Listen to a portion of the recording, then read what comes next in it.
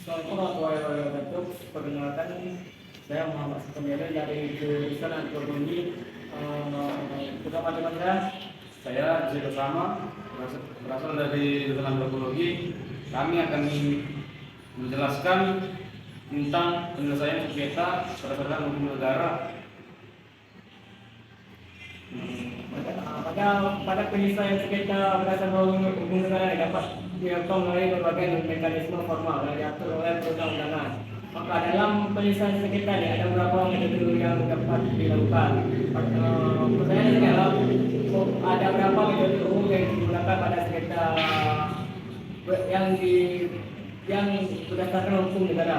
Pada pertanyaan ini, maka kami akan menjawab. Yang pertama adalah penyelesaian sengketa melalui pengadilan.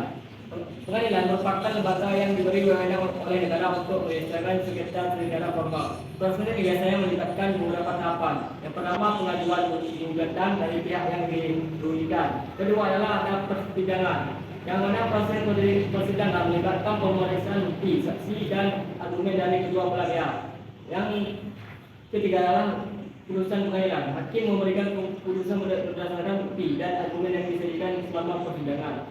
Yang terakhir adalah upaya hukum berkelanjutan. Jika salah satu pihak tidak puas dengan keputusan hakim, maka mereka dapat mengajukan banding atau banding ke pengadilan yang lebih tinggi.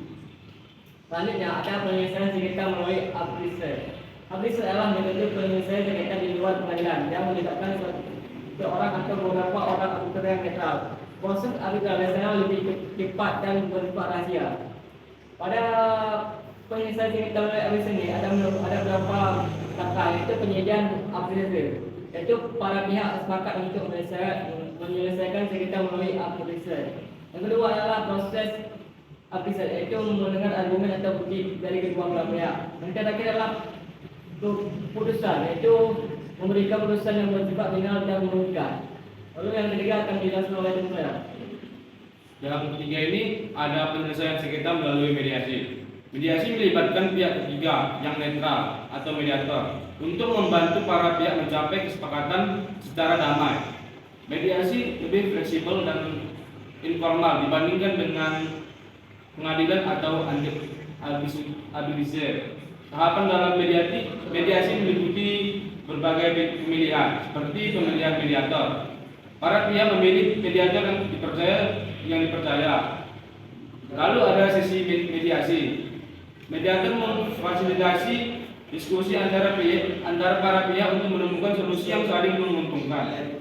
Kesepakatan mediasi. Jika tercapai kesepakatan, hasil mediasi dapat dituangkan dalam bentuk perjanjian tertulis yang mengikat. Selanjutnya itu ada penyelesaian sengketa melalui konsiliasi. Konsiliasi mirip dengan mediasi, tetapi konsiliator memiliki peran yang lebih aktif dalam memberikan saran dan rekomendasi untuk penyelesaian sengketa.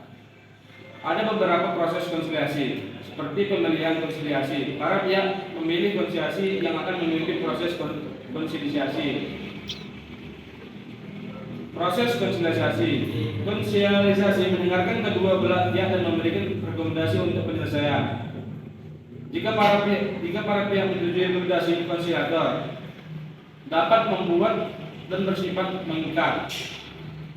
Yang terakhir itu ada penyelesaian sengketa melalui lembaga penyelesaian sengketa alternatif atau ADR. Lembaga ADR menawarkan berbagai metode penyelesaian sengketa di luar pengadilan, termasuk arbitrase, mediasi, dan konsiliasi.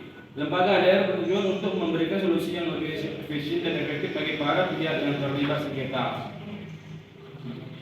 Maka dalam pertanyaan tadi itu ada beberapa metode yang terkait sengketa penyelesaian berdasarkan hukum negara. Pada kesimpulan ini, penyelesaian sengketa berdasarkan hukum negara dapat dilakukan melalui berbagai metode, metode yang mekanismenya lebih formal, yaitu seperti di pengadilan, arbitrer, mediasi, konsiliasi, dan lembaga ADR. Setiap metode memiliki kelebihan dan kekurangan sendiri. Pilihan metode yang dapat tergantung pada sifat sengketa keinginan para pihak yang mengajukan kepada pengadilan. Dalam konteks yang hukum yang berlaku, pemilihan metode yang dapat membantu penyelesaian sengketa sehingga lebih efektif dan lebih efisien. Sekian dari hasil penyampaian kami ini. Jika ada kurang kami mohon maaf.